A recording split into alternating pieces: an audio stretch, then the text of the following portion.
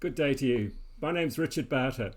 I am one of the Auckland Council Climate Catalysts, just like Nimi. Nimi has asked me to share with you today a little bit about our feelings about climate change and a thing called climate change anxiety.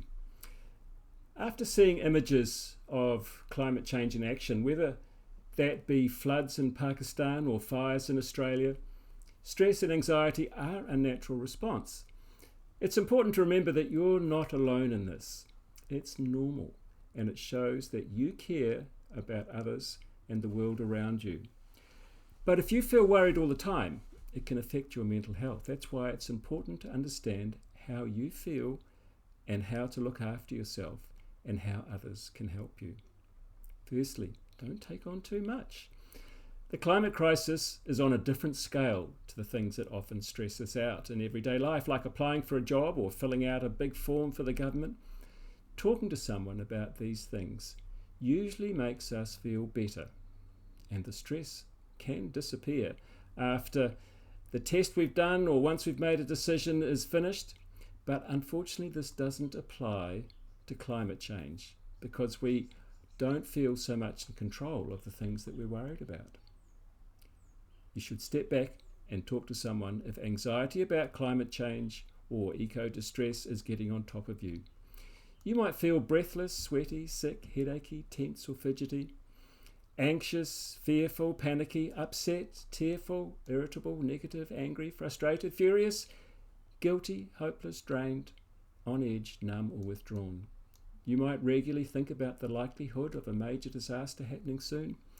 Think about animals and people dying, feel that the government should be doing more, question whether you'll have or should have had children.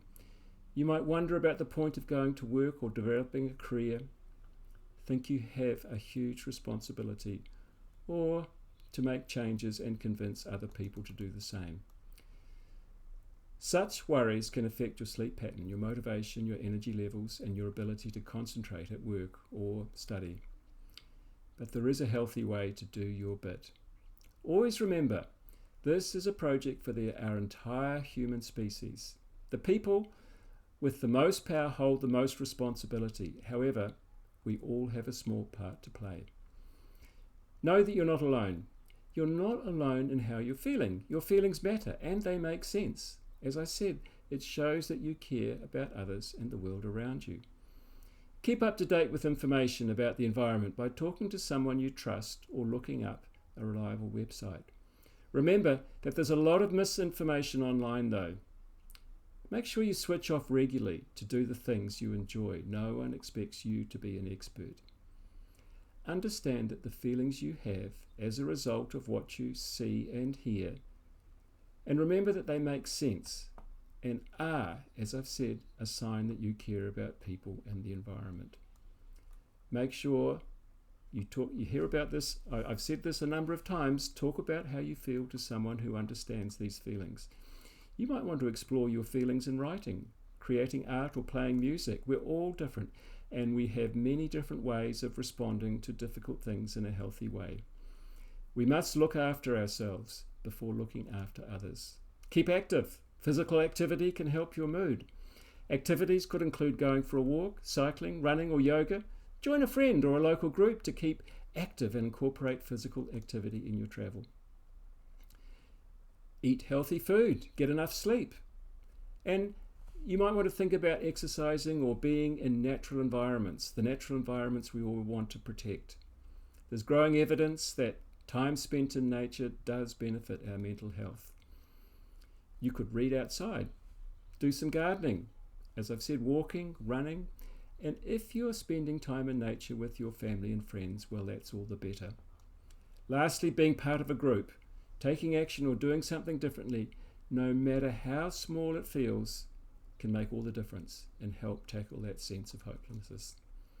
Letting those who care for you or who are part of groups you belong to, such as from work or place of worship or sports club, let them know how you're feeling about climate change can be a good way to know that you're not alone. Most importantly, look after yourself. Take that advice of your partner or trusted teacher or nurse if you're feeling overwhelmed. if they're suggesting you might need to speak to your GP. Hey, these notes I took were based on a paper by Dr. Catriona Meller, a psychiatrist with the Oxford National Health Foundation Trust. She says it's really important that we show worried children and young people that they understand the seriousness of the situation, but as I said, it's really important that we look after ourselves first. I hope this has been helpful. Please get in touch with Nimi if you need any help with any of these issues. Take care. Go well. Bye for now.